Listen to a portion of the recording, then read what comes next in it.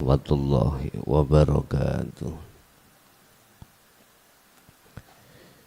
Ila hadratin Nabil Mustafa Rasulillahi sallallahu alaihi wasallam wa ala alihi wa azwajihi wa dzurriyyatihi wa qarabatihi wa ahli baitihi wa ashabil kiram wa ila jami'il anbiya wal mursalin wal awliya wa syuhada wa salihin wa tabi'ina ila yaumiddin. Ila jami'i masyayikhi ila muntahum wa ila abaina wa ummatina wa ajdadina wa masyayikhina wa auladina wa azwajina wa dzurriyyatina wa ahli baitina wa jami'i man tabi'ana husanila jami'il arwah bi'atil majlis wa ghairahum sayulillahi lana wa lahumul fatihah. Alhamdulillah.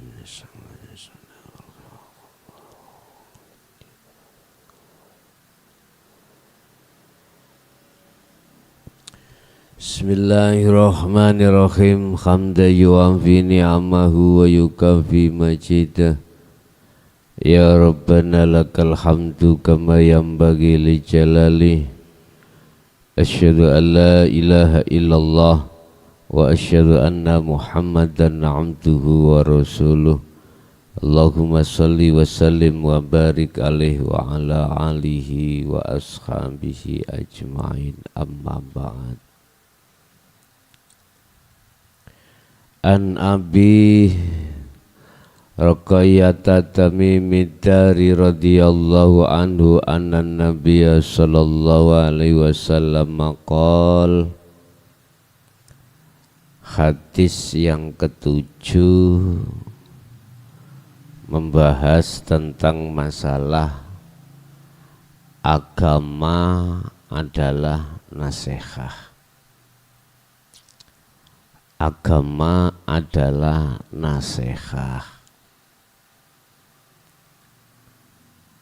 Lewat agama itu dan di dalam agama itu banyak ngandung nasihat. Nasihat itu peringatan atau seruan. Dalam agama dinul haq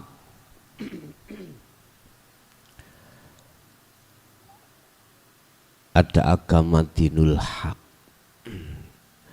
Din adalah agama, al-haq ay at-tauhid. Al-haq artinya satu kebenaran. Yang dimaksud satu kebenaran adalah satu agama yang mengajarkan di dalamnya itu tentang bagaimana cara mengesahkan terhadap Tuhan. Itu maksudnya dinul haq.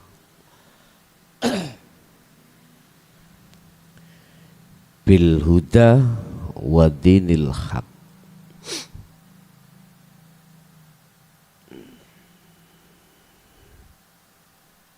Bil huda wa dinul haq.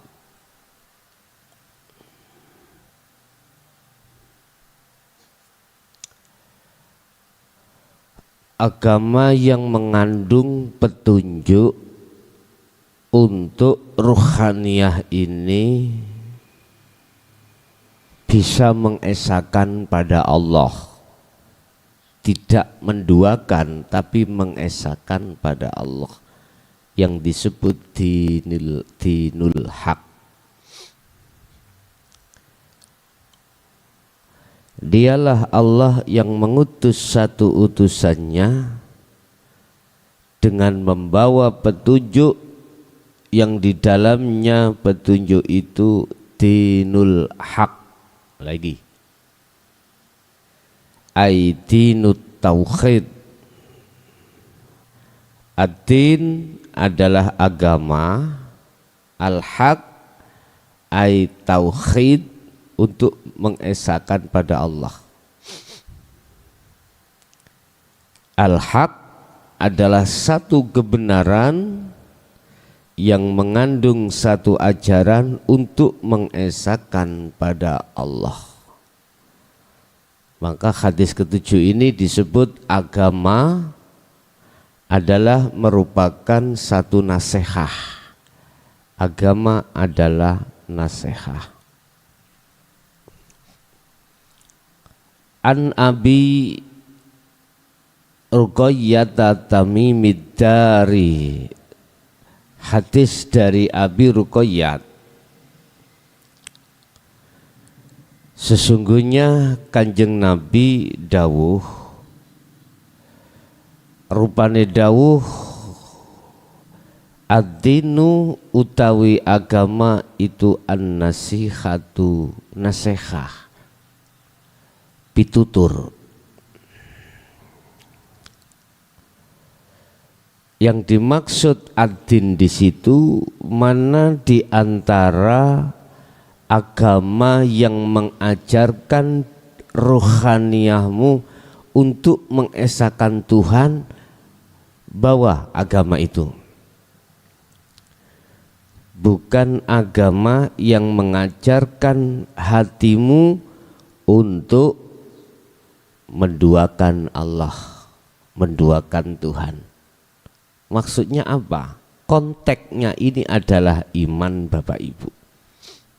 Konteksnya iman. Mana agama yang mengajarkan iman hanya kepada keesaan, itulah yang dimaksud dinul haq ini. Mana agama yang mengajarkan di dalamnya pendidikan untuk beriman selain ke akhirat,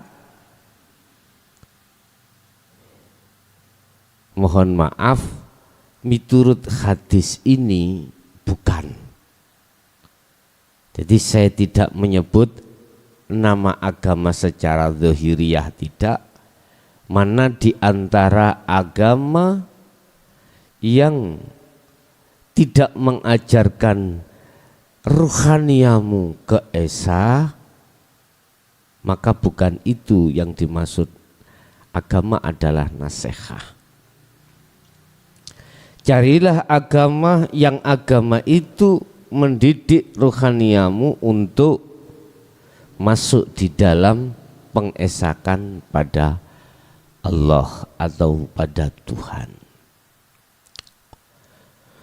Kulna ngucap sopo ingsun, liman terhadap siapa? Kala dawuh Kanjeng Nabi, kulna ngucap sopo ingsun, ingsun sopo Abi Ruqayyah, liman dateng sinten? Kala dawuh Kanjeng Nabi,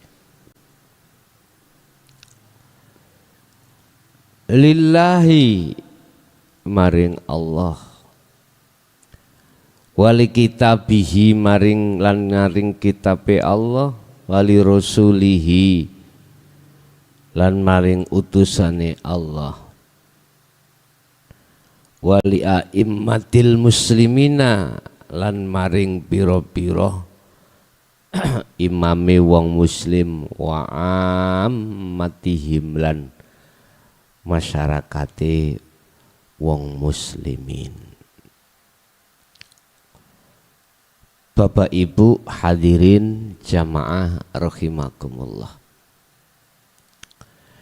yang dimaksud terhadap siapa beliau bersabda menjawab kepada Allah, kitab-kitabnya, rasul-rasulnya, dan kepada pemimpin kaum muslimin dan rakyatnya. Hadis diceritakan Bukhari dan Muslim. Kalimat agama yang dimaksud di sini adalah nasihat sebagai wadah. Kalau boleh dikatakan organisasi, ya, kumpulan sebagai wadah untuk mengisi semua apa kandungan-kandungan itu. Yang dimaksud kandungan adalah ajarannya, yang dimaksud ajarannya adalah condong ruhaniyah ini kepada keesaan Allah. Ini yang dimaksud agama adalah satu nasihat. Bapak Ibu hadirin jamaah rahimakumullah. Di situ dikatakan liman qol lillah, kedui Allah. Artinya apa? Pedoman-pedoman itu akan mengajarkan terhadap kita bagaimana cara untuk mengesahkan Allah.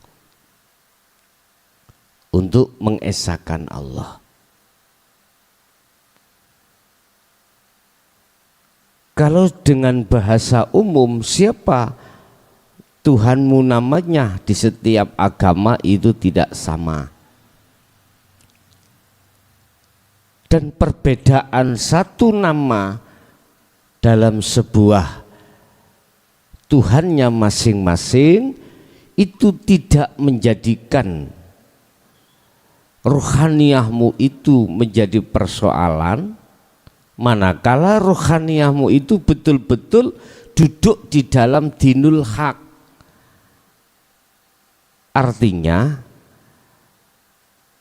jikalau ruhaniyahmu itu duduk di dinul haq, maka orang yang menyebut Tuhannya yang tidak sama dengan kau namanya itu tidak menjadikan satu problem ruhaniyahmu. Ini kalau kita duduk di dinul haq. Jadi fungsi daripada kita masuk di dalam dinul haq itu adalah pertama lillah, terhadap Allah itu kita tidak fanatik. Kita akan mengerti dan memahami dan menyadari bahwasanya semua apa yang terjadi pada diri kita itu semata-mata karena pelayanan Allah. Ini kalau sudah masuk dinul haq, mengesahkan pada Allah. Setiap kali kita beraktivitas, justru di dalam hatimu akan berkata bahwasanya kau ini dilayani Tuhan, kau ini dilayani Allah, sehingga dirimu bisa melakukan aktivitas tersebut. Rotasi dan perputaran akan problematika dalam dirimu itu semua yang melayani adalah Allah itu sendiri. Kesadaran di dalam hatimu seperti ini akan tumbuh tidak hanya terhadap dirimu, tetapi kau akan melihat terhadap diri selain dirimu. Tetap kau mengatakan yang melayani adalah Allah.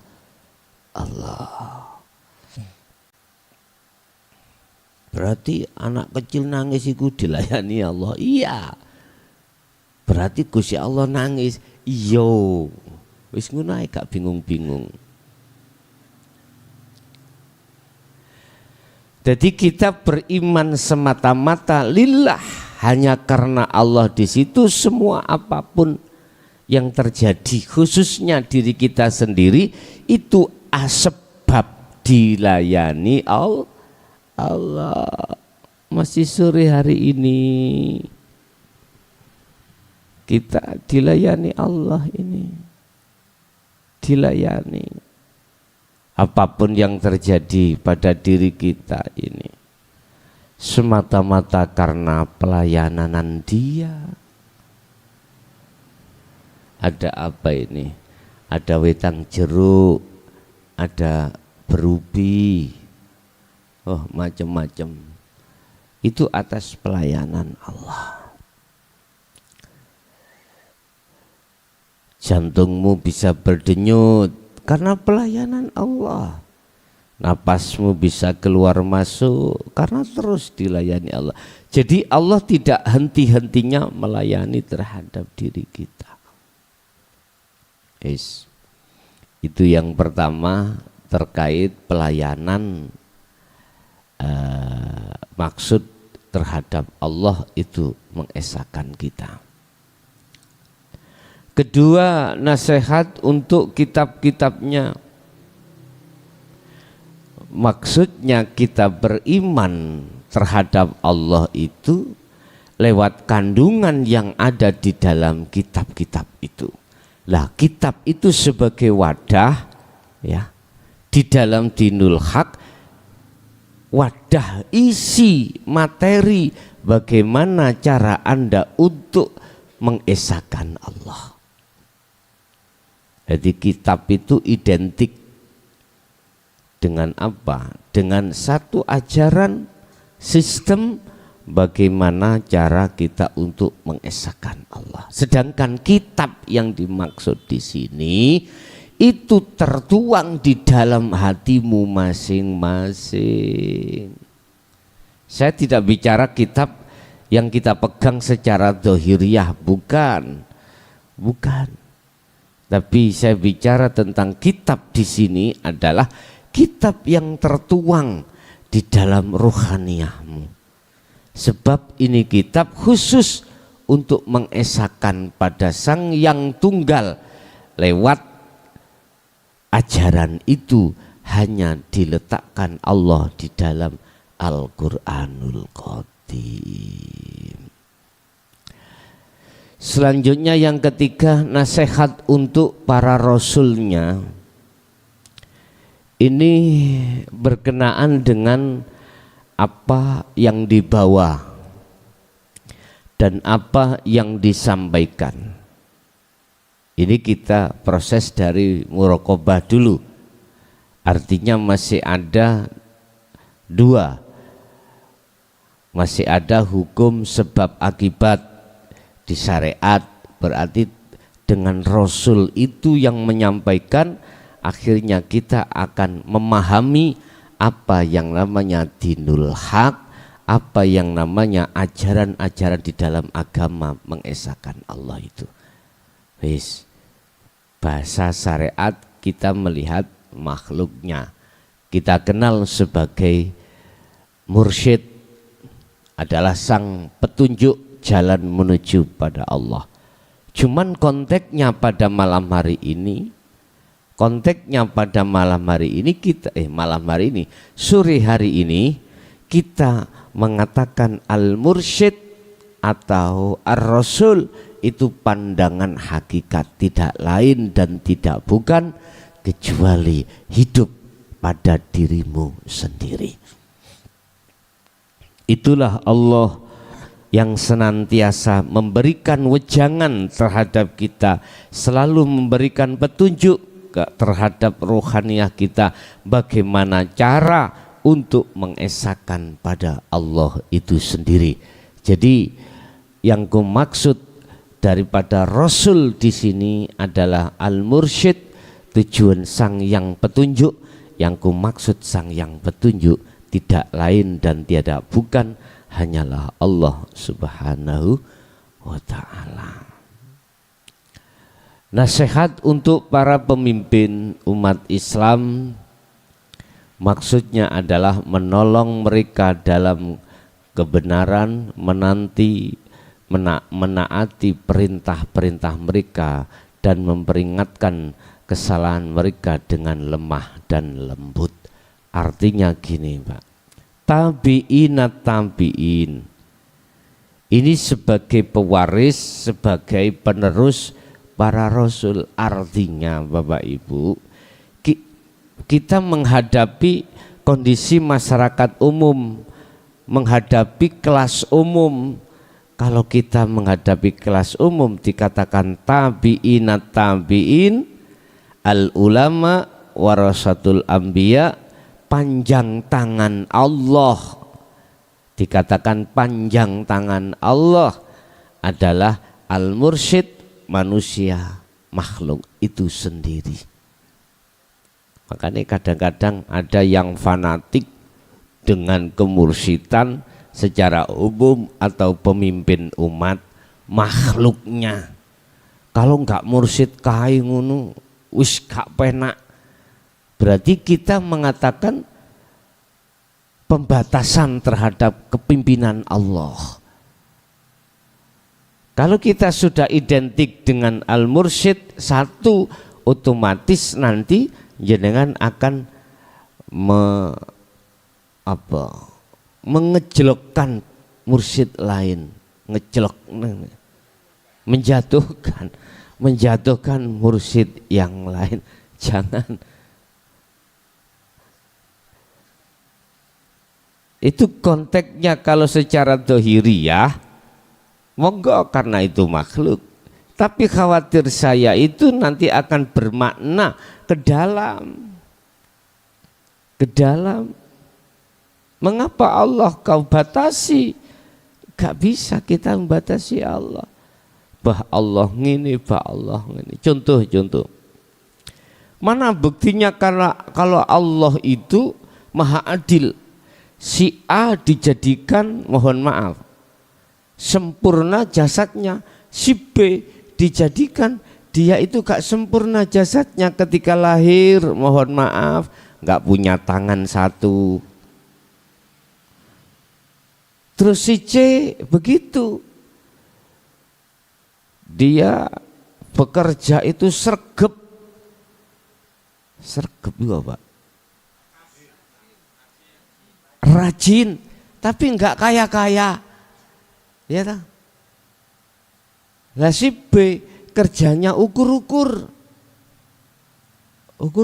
ya Allah, malas-malasan, tapi kok dia cepat kaya. Mana letak keadilan Allah? Kita enggak sadar kalau kita itu selalu menyalahkan Allah. Itu sudah adil. Mengapa Allah menjadikan si A ini jadi orang begini begitu, si B si C enggak sama? Bukan ini termasuk sifat keadilnya Allah. Enggak, justru tidak hanya sifat adilnya Allah, tetapi juga sifat kuasanya Allah. Allah kuasa menjadikan si A begini, si B begitu, si C begitu. Enggak sama, itu bentuk kekuasaan Allah. Bukan itu bentuk tidak adilnya Allah. Enggak bisa. Saya itu sholatnya sudah tekun, ibadah malam hari, wiridane juga terus. Siang hari saya juga sholat duha dan lain sebagainya. Mana keadilan Allah? Saya belum diperhatikan. Saya nggak dapat pekerjaan, juga rezeki saya susah banget. Katanya barang siapa yang duhanya istiqomah, malam hari membaca gini, katanya maka Allah akan mendatangkan rezeki terhadap dirimu min haitsu la yahtasib, tidak diduga-duga. Mana kita manusia gak sadar Pak, dikasih dilayani Allah lewat ambekan nih, napasi yang tidak bisa kau rupiahkan dengan apapun. Kita nggak sadar. Subhanallah. Ayo coba kita rupiahkan 10 menit aja, kita rupiahkan 10 juta misalkan. Diambillah kita 10 menit tidak bernafas, dikasih 10 juta. Gimana rasanya Anda? Mau silahkan daftar. Iya. Enggak ada yang mau Bapak Ibu. Sekalipun lah orang yang paling tidak punya itu nggak mau, Pok. Nggak mau. Dia sepanjang hidupnya itu jangankan 10 juta, membawa tok, nyekel aja 5 juta nggak pernah. Itu pun dia dikasih 10 juta, nggak boleh ambekan 10 menit, itu nggak mau. Apalagi jenengan. Hanallah, udah. Kita nggak terasa kalau setiap saat dan waktu Allah selalu melayani kita. Melayani kita. Jangan kau ukur perkara-perkara takdir di depan kita enak gak enak sebagai ukuran adil dan kuasanya Allah. Enggak. Coba ayo kita resapi satu saja masalah pernafasan. Gak mampu kita disuruh untuk membayar oleh Allah, membalas oleh Allah atas pelayanan Allah terhadap kita. Kita rupiahkan dalam 1 hari 1 malam. Jangankan 1 hari 1 jam aja. Nggak bisa kok, apalagi 1 hari. Di situ loh, Pak. Makanya lah, walaupun tidak ada yang digodok sama sekali, tidak ada yang kita masak sama sekali, itu sudah merupakan satu anugerah Allah. 1 hari kita nggak boleh makan. Nggak boleh makan 1 hari karena puasa. Secara syariat mengatakan seperti itu. Cuman secara hakikat kita nggak paham. 1 hari kita dilarang ruhaniyah kita nyaplok makan terhadap selain Allah. Iman, konteksnya iman. Jangan beriman terhadap selain Allah. Kita diperintahkan untuk tidak beriman pada selain Allah. Yes, kita lakukan semampu di dalam diri kita masing-masing. Nasihat para pemimpin umat Islam, menolong mereka dalam kebenaran, mentaati perintah apa yang dia lakukan. Ning dunya iki, ning Indonesia kita juga harus taat terhadap imam pemimpin kita secara pemerintahan. Wa uli amri minkum. Pemimpin qadhi itu. Imam kita, presiden kita, kasih peraturan. Secara syariat kita taati supaya dohiriyah ini itu tidak ada khilaf.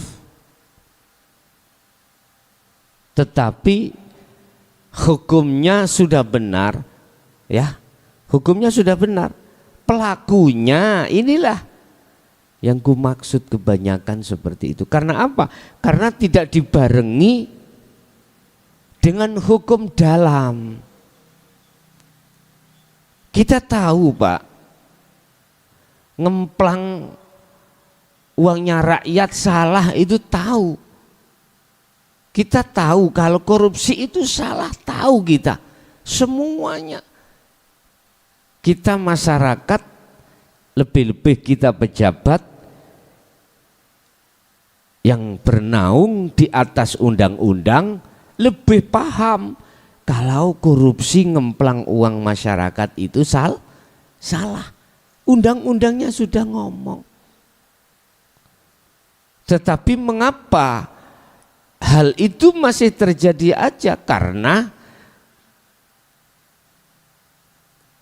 tidak kita sertakan dalam diri kita masing-masing hukum yang sebenarnya, yaitu dinul haq ini. Sehingga ruhaniyah kita itu kalah dengan apa yang dibisikkan nafsu dalam diri kita. Kalau ruhaniyah sudah menjadi budaknya hawa nafsu yang ada pada diri kita, maka hukum yang dominan, yang menyetir adalah hukumnya nafsu. Kita tahu, nafsu juga tahu kalau itu salah. Mengkorupsi uang masyarakat itu salah. Tetapi ruhaniyah tidak berdaya, Pak. Tidak berdaya. Ruhaniyah kita tidak berdaya dengan apa yang dibisikkan nafsu dan yang diperintahkan nafsu. Nggak berdaya. Akhirnya jasmani kita pasti melakukan. Karena apapun alasannya, jasmani itu adalah prajurit dan ruhaniyah adalah raja. Yang memerintahkan prajurit adalah raja. Berhubung rajanya itu terkuasai oleh nafsu, maka hukum yang dilakukan si raja adalah hukumnya nafsu. Otomatis akan selalu melanggar aturan-aturan yang sudah ditetapkan oleh Allah. Bapak Ibu, perlu kita nasihati imam yang seperti ini. Makanya lewat media ini saya katakan bahwasanya siapapun tentang hukum yang sudah diputuskan itu sudah benar, semua benar. Tapi untuk bisa menyeimbangkan kebenaran di dalam dohiriyah ini, hanya satu jawabannya, dinul haq. Hukum dohirmu, hukum batiniyahmu harus kau terapkan di situ. Artinya ruhaniyah kita harus mengasumsi hukum hakikat. Kalau tidak, siapapun Bapak Ibu silau dengan apa yang kita lihat. Ruhaniyah kita tidak akan pernah sanggup untuk menghindari dari perintah hawa nafsu dalam diri kita, nggak akan sanggup. Nggak kuat, Pak. Siapapun kita, sealim apapun kita, sekaya apapun kita, kita tidak akan pernah puas. Sungguh kita dikasih Allah pabrik 7, pasti pingin 10, Pak. Kalau sudah dapat 10, nggak akan berhenti, akan ingin yang namanya pabrik itu 12 sampai berapapun. Itulah karakter nafsu diri kita sebagai manusia. Manakala dikuasai oleh nafsu, jadinya seperti itu. Nggak akan puas, Pak, nggak akan puas.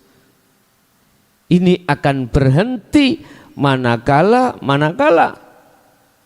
Anda sudah mencondongkan hati pada Allah. Ingat, Allah sudah mengenas terhadap kita. Tidak akan pernah puas kita itu dengan kekayaan, kenikmatan yang ada di dunia, sekalipun sudah sundul langit, tidak akan pernah puas. Mohon maaf, kok umpama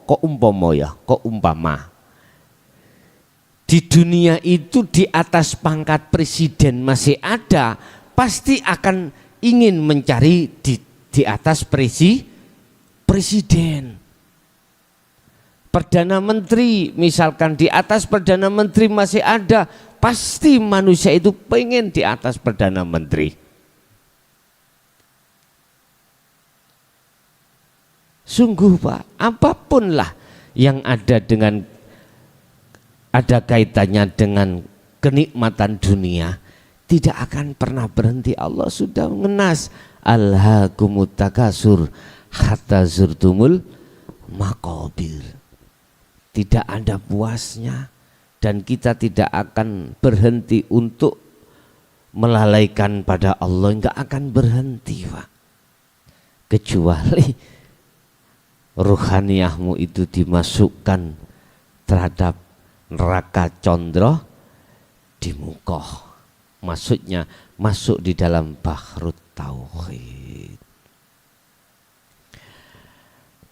Nasihat untuk seluruh kaum muslimin maksudnya adalah memberikan bimbingan kepada mereka apa yang dapat memberikan kebaikan bagi mereka.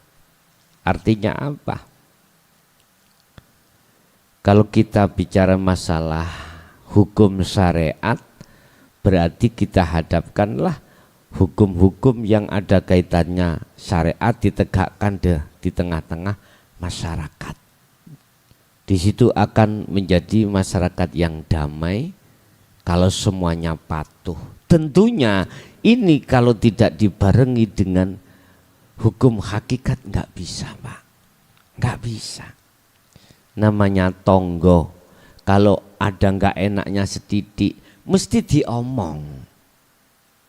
Apalagi kaum wanita, mohon maaf Bu ya, senengani kan apa namanya coronge banteran. Corong bendino iki nek gak muni katanya kayak griming kuping.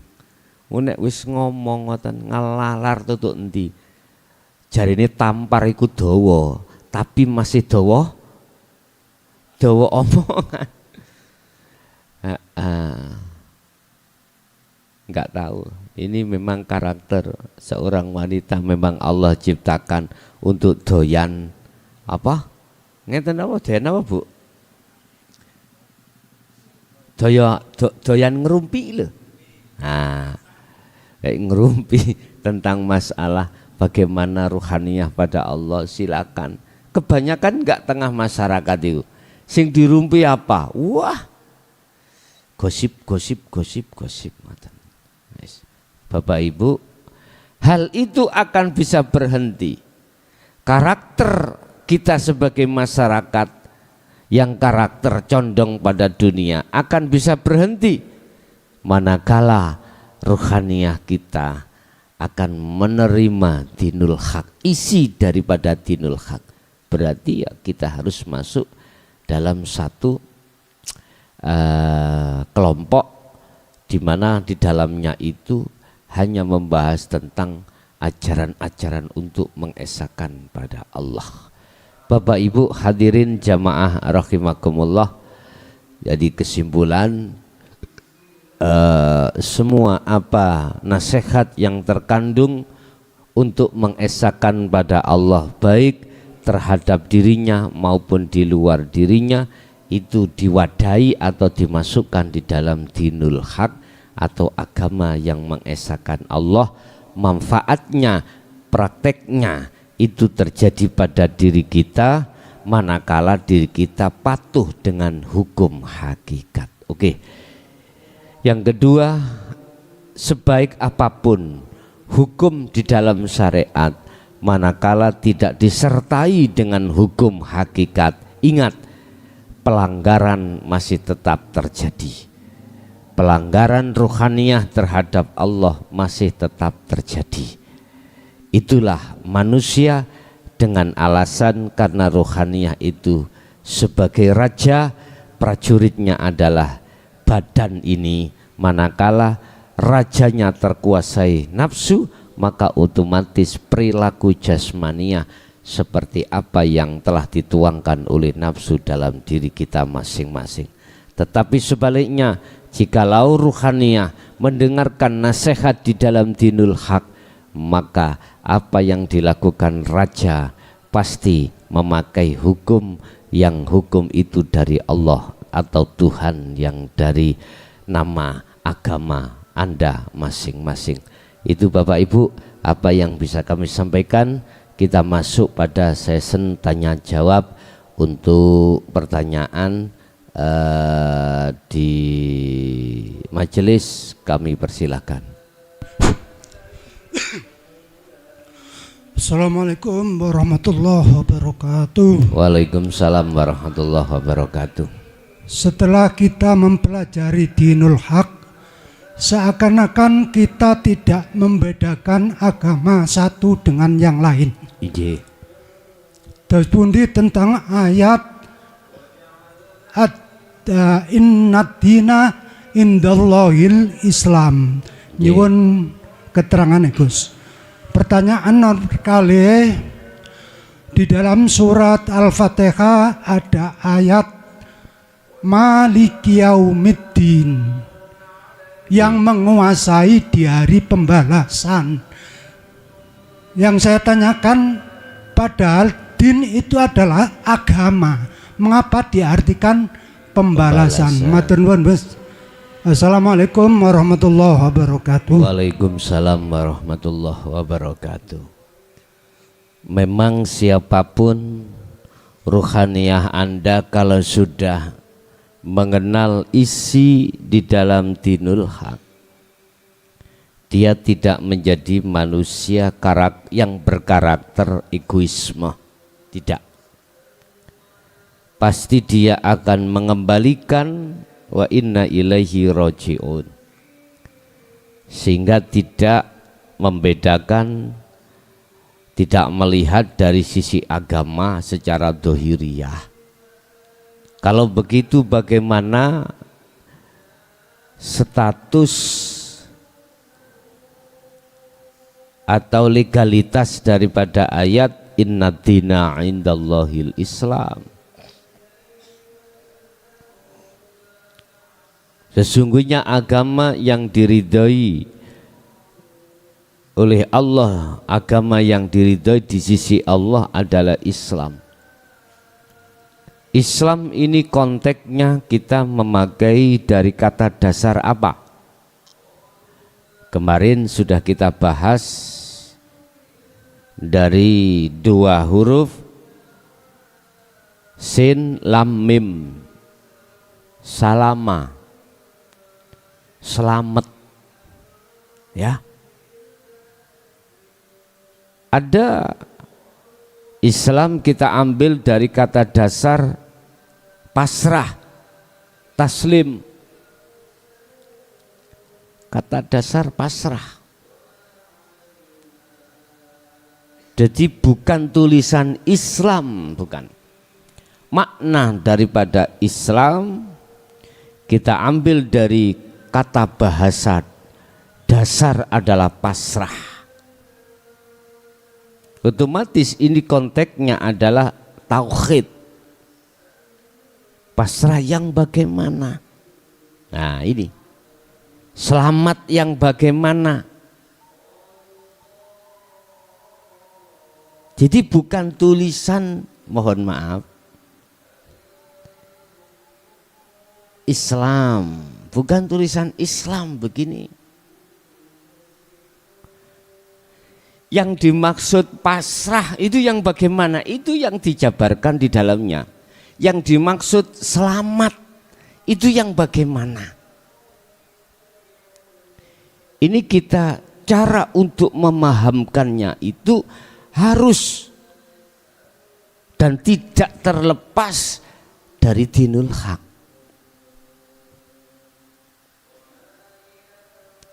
Sing selamat jasate apa rohnya? Yang pasrah jasadnya apa ruhnya? Ini yang ku maksud. Memang benar Allah katakan sesungguhnya inna dina indallahil Islam. Agama yang diridhoi di sisi Allah adalah Islam. Kita mandangnya Islam bukan tulisan. Kita mandangnya Islam bukan bendera. Kita memandangnya Islam bukan, mohon maaf loh ya, bukan nama, tapi kita memandang Islam dari segi perbuatan. Lah, perbuatan pun itu mencerminkan dua hal, jasmani dan rohani. Makanya yang dimaksud salama, selamat, itu selamat dunia jasmani, selamat akhirat rohani. Itu secara otomatis pasrahnya kudu tenan, harus betul-betul pasrah. Sekarang gini Pak, ayo kita baca di lapangan.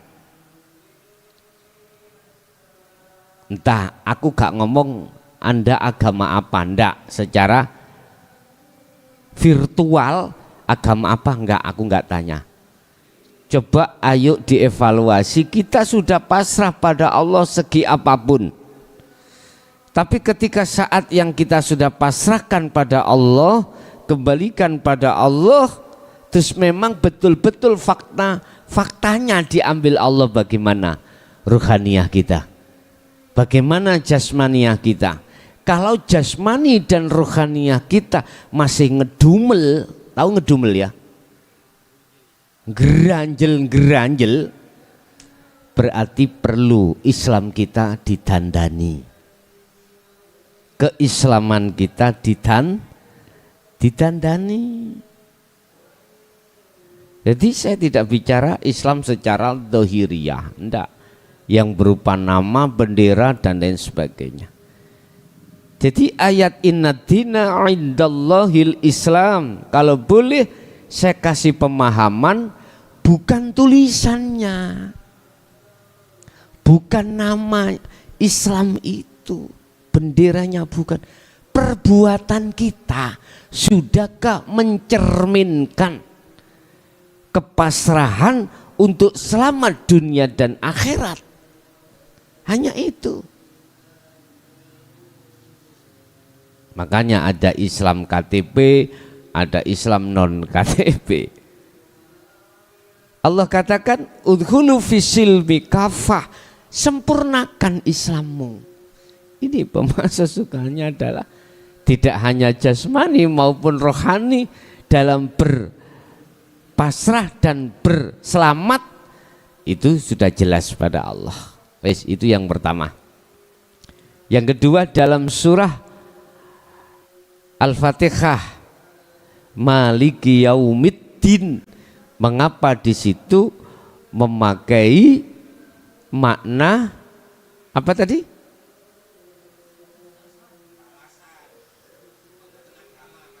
Kok mboten agama, kok memakai makna din? Itu adalah pembalasan. Soihul kalam, soihul kalam itu runtutnya sebuah kata. Bismillahirrahmanirrahim. Alhamdulillahirabbil alamin. Utawi sekabai puja dan puji itu milik Allah. Alhamdulillahirabbil alamin. Ar-Rahmanir-Rahim. Sifat daripada Allah Rahman. Ar-Rahmanir-Rahim. Sifatnya maha welas, maha sayang, baik urusan jasmani, Ar-Rahim urusan rohani. Maliki Yaumiddin, dialah raja yang menguasai hari pembalasan. Mengapa tidak memakai din, agama? Kita kembali soihul kalam. Artinya soihul kalam itu adalah runtutan daripada kalam sebelumnya itu membahas tentang apa. Kita lihat Ar-Rahmanir-Rahim, Maliki Yaumiddin. Rahman, kasih sayang, urusan tentang masalah jasmani. Kasih sayang berarti kebutuhan dunia. Ar-Rahim, Allah kasih sayang terhadap kita tentang hubungan dengan Allah atau kebutuhan rohani kepada Allah. Mana bentuknya? Allah Ar-Rahim memberikan tuntunan di dalam dinul haq yang diberikan terhadap kita supaya kita sadar selama ini ruhaniyah ini, mohon maaf, itu selalu mendolimi Allah. Selalu mendolimi Allah. ketika kita mendolimi Allah, kemudian kita sadar atas perbuatan dolim ruhaniyah kita pada Allah, akhirnya kita ar-Rahim, mendapatkan Rahim, kasih sayang Allah. Mana bentuk kasih sayang Allah? Sadarnya ruhaniyahmu untuk melakukan hanya pada penyembahan iman pada Allah. Sehingga di situ ada dua kelompok, Bapak Ibu. Ketika kebutuhan rohim diberikan Allah pada kita, ada dua kelompok kita. Apa kelompok kita? Wa minhum man hadanallah, wa minhum man hadanallah. Ada kelompok mereka itu menerima ajaran dinul haq, akhirnya dia mengikuti petunjuk dari Allah. Yang kedua, kelompok yang kedua, wa minhum man haqqat alaihi adzolalatu. Mereka sebagian besar bersikukuh ruhaniyah masih dalam penyesatan, mengikuti hawa nafsu itu sendiri. Makanya maliki yaumiddin, apa? Dialah zat sifatnya menguasai hari pembalasan. Mengapa tidak din? Karena syahul kalam pertama, runtute sing diomong. Misalnya contoh, kita ngomong berubi awalnya, dari godonge bahane apa, gak mungkin langsung ngomong gule, ya dah, gak mungkin. Kita fokus kepada berubi sampai terakhir, nanti baru rica-rica mentok baru engko iku gandengane pas sampai ambek cai kangkung ngoten pun. Iku karena syekhul kalam. Jawaban secara hakikat mengapa itu ad-din, memakai pembalasan, bukan memakai agama. Mohon maaf karena posisi ruhaniyah kita terpecah menjadi dua setelah Allah memberikan ar-Rahim, sehingga disitulah nanti kita akan menerima konsekuensi diri kita masing-masing setelah Allah memberikan nasihat. Nggih. Sambil menunggu di jalur telepon, di jamaah ada, monggo.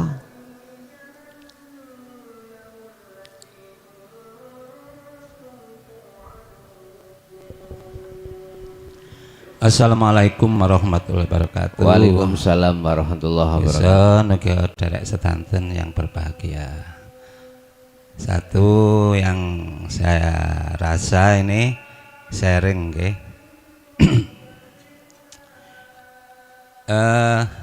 Sudah 1 minggu nih Bapak Ibu baiatan yang kemarin ini kok rasanya seperti tiada hari, ngoten lho Gus. Kok gak ono Jumat, Sabtu, Minggu, Senin, Selasa, Rabu, Kamis ngono kaya wis ilang. Seperti halnya karo HP itu kan kesenangan nggih, kesenangan. Tapi kok nyaris itu malas nyentuh, istilahnya nipis lah istilahnya seperti itu di ranah kepada Allah Subhanahu wa taala. Untuk yang pertama ini, yang keduanya mohon maaf Gus, mungkin Allah lebih menerangkan lagi kalau soal Allah melayani itu lebih tepatnya pada muraqabah.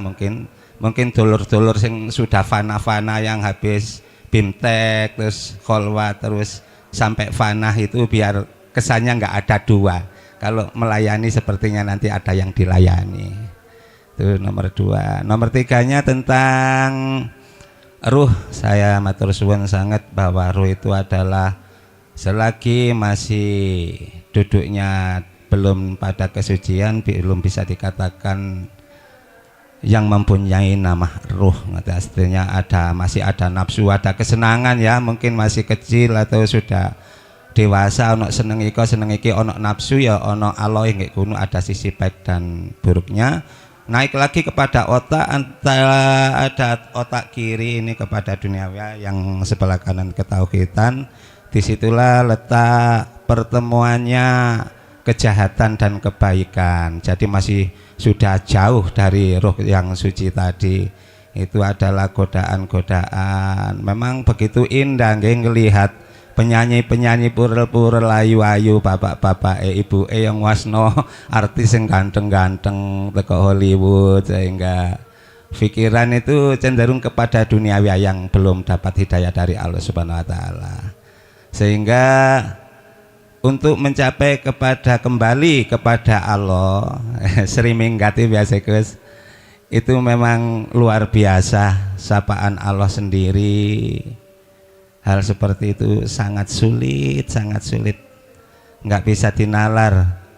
Memang hingar-bingarnya duniawiyah seperti koruptor cari zaman mang seperti itu. Padahal mereka itu sudah haji, nyuwun sewu, bahkan berkali-kali haji. Mungkin saudaranya ayo haji masuk surga, ternyata masih duduk di neraka, masih menangis, masih kena sanksi dan lain sebagainya. Begitu. Ini sharing Gus ngapunten intermezzo, mungkin bisa dibenahi dengan Gusnya. Matur suwun. Kami akhiri. Assalamualaikum warahmatullahi wabarakatuh. Oleh karena di dalam hadis mengandung nasihat, maka saya sendiri akan mengurai dari muraqabah sampai musyahadah. Sekalipun jamaah yang hadir itu sudah masuk pada ranah dari muraqabah ke musyahadah, nggak ada masalah. Anda justru di situ akan bertambah kuat. Bukan kita mengatakan melayani atau muraqabah itu gak penting, dikarenakan posisi kita sudah di menjelang musyahadah. Enggak. Di luar juga masih banyak yang belum mengerti muraqabah atau melayani. Tetap sesuai dengan pelajaran apa yang kita bahas.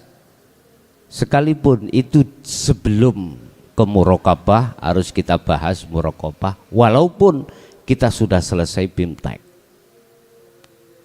Karena sifatnya Allah tidak hanya melayani Ar-Rahim, tetapi juga melayani Ar-Rahman. Artinya kita manusia itu tidak hanya sudah duduk di musyahadah saja, tetapi masih banyak mereka yang duduk di muhadharah atau mukasyafah. Ya kalau kita satu forum tidak lewat medsos dan lain sebagainya, orang berapa cukup ya udah. Kalau si A sudah kita sampaikan perkara A, gak usah A itu disampaikan B langsung. B perkara B sudah, ya kita harus C. Berhubung kita di tengah-tengah komplek majemuk masyarakat kita, perlu kita membahas lagi. Kalau tidak butuh membahas muraqabah, minggir aja, gak usah ikuti pelajaran muraqabah. Kalau kita merasa diri kita sudah ke musyahadah, udah minggir aja. Masalahnya kami pun melayani tidak hanya muraqabah menuju musyahadah, enggak, kami juga melayani mereka yang tersesat untuk ke muraqabah. Begitu. Jadi walaupun saya menghadapi satu kelompok yang sudah tidak melayani lagi, bahasanya sudah ke ahad, kalau enggak setuju dengan bahasa melayani saya, minggir aja. Jikalau kau merasa sudah tidak memakai kata melayani atau muraqabah. Sebab banyak di antara saudara kita yang di belakang itu yang butuh kalimat melayani itu bagaimana sih? Muraqabah bagaimana? Masih ada dua. Sehingga tetap saya sampaikan sesuai dengan pembahasan kita. Ya. Sebagai pembahasan kita. Memang kita sering terjerumus umat manusia itu dengan indahnya, moleknya isi di dalam duniawiyah itu, luar biasa memang. Itu yang menjadikan banyak manusia yang tersilaukan akhirnya lupa akan dirinya disebabkan karena silauan permata duniawiyah memang. Tetapi kita ya tidak nebiar uyah di lautan, ndak ya. Tetap kita harus melakukan sesuatu sesuai dengan konteks yang ada di situ. Karena kita manusia Pak, nggak bisa lepas bahasa dohiriyah, kita bermasyarakat nggak bisa. Kecuali kami harus hindari semua masyarakat yang tidak sekelas dengan saya, baru bisa kami tidak bicara ke belakang kembali. Karena kita juga masih butuh sana, butuh sini dan lain sebagainya. Kita punya anak dekat, orang dekat, anak dan istri dan lain sebagainya. Ya. Jadi tetap ya. Jadi kita akan menjaga diri kita sendiri masing-masing dari silauan-silauan yang menjadikan rohaniah kita terperosok dalam jurang nafsu dalam diri kita masing-masing, dengan cara kembali lagi kita kepada Allah. Makanya seri oleh minggat sebetulnya wis tuwuk, wis ndang, wis tuwuk wisan, wis saking geleke, wis saking suwene. Wad'u ila rabbik. Oke. Ada lain? Silakan.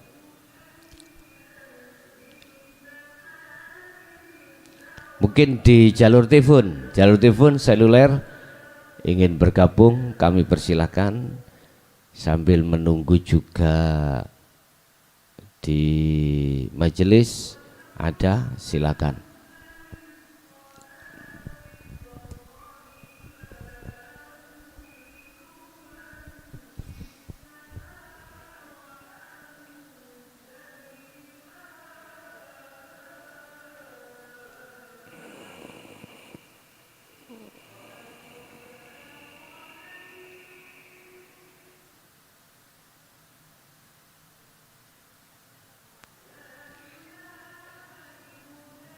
Oke, di majelis ini di telepon sudah ada, bisa keterima. Assalamualaikum. Waalaikumsalam warahmatullahi wabarakatuh, Gus. Oke, monggo. Gus, aku mau sharing, mau minta pendapat, Gus. Iya. Ketika kita sudah di musyahadah, Gus, sudah ahad, kita sudah fana terhadap pikir, apakah syariat itu masih berlaku, Gus? Torikot. Apakah torikot itu masih berlaku gitu dah? Iya, Gus. Oh ya. Kita sudah fana, Gus, lupa sampai 40 hari nggak bangun gitu, Gus. Iya. Atau 40 hari baru berapa menit perasaan saya, Gus. Gitu, Gus. Gimana menurut Gus? Assalamualaikum warahmatullahi wabarakatuh. Waalaikumsalam warahmatullahi wabarakatuh. Jikalau ruhaniyah sudah ditarik Allah, lah ruhaniyah Allah tarik itu lewat tandanya bagaimana? Ya, di belakang Bapak tadi ada lagi di jalur telepon, kita terima. Assalamualaikum. Waalaikumsalam, Gus. Saya dengan Ibu Luki di Tangerang. Iya. Ini Gus yang saya tanyakan itu setelah kemarin mengikuti proses baiat dari salah satu dari keluarga kami tuh, dia ingin holwat, tapi dia tetap mendawamkan zikir sirur asror, tapi tidak menjalani syariat seperti sholat fardu 5 waktu itu. Menurut pandangan hakikat makrifat itu pripun, Gus? Terima kasih, Gus. Oke, dari Waalaikumsalam, dari Ibu Luki di Tangerang terkait kholwat, kita tidak mengindahkan hukum syariat bagaimana. Oke, dari Bapak tadi di depan kita jawab bahwasanya thariqah yang kita jalankan itu kita parkir, Pak, ya. Ya, kita parkir. Ya, ini di belakang mungkin sinten Pak Yahya dari Lombok. Silakan. Assalamualaikum. Langsung Pak, Ya, pertanyaan. Ya, ini tiang baru dapat salah satu ayat ini yang mungkin bisa kita jadikan dalil atau menguatkan diri ini masalah sirul asrar, okay? Ya.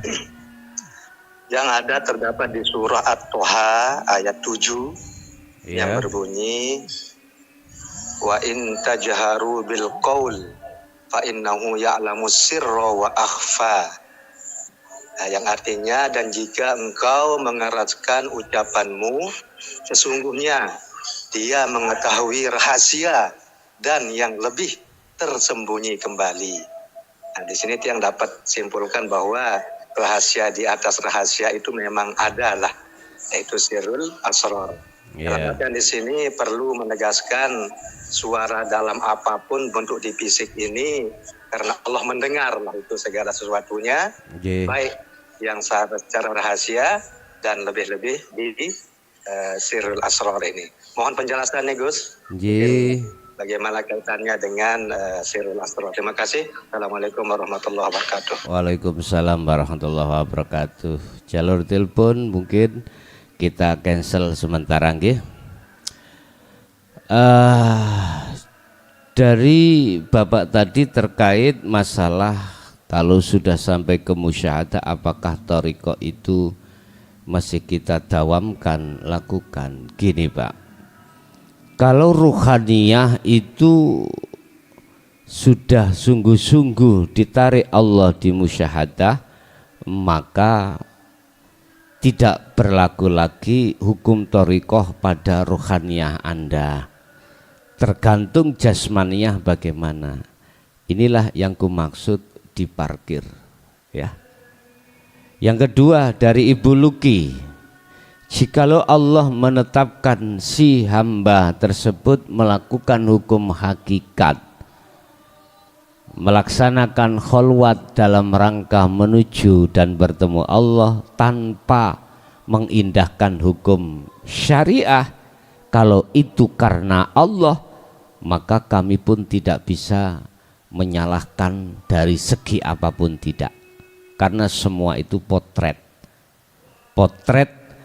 dan sistem dari Allah masing-masing terhadap hamba masing-masing. Sebab siapa yang dipilih, dialah yang pastinya akan melepaskan keakuannya hamba. Yang terakhir surat Toha ayat 7 tadi yang terkait sirul asrar. Memang Bapak Ibu, ini yang selama ini tidak pernah dibedah di mata masyarakat tentang nurun ala nurin.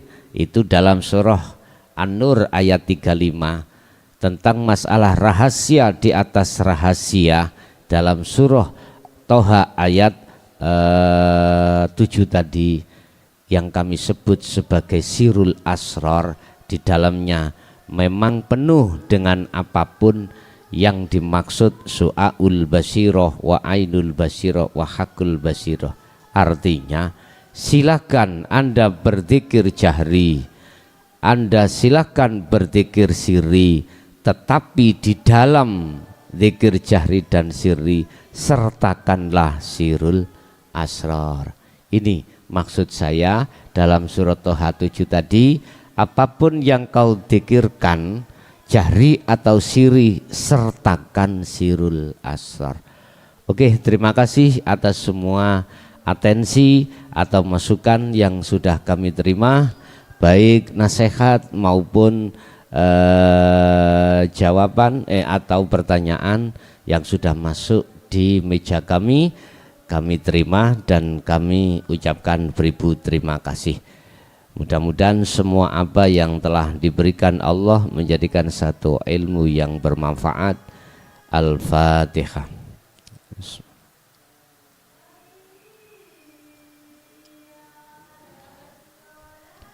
Akhirul kalam, assalamualaikum warahmatullahi wabarakatuh.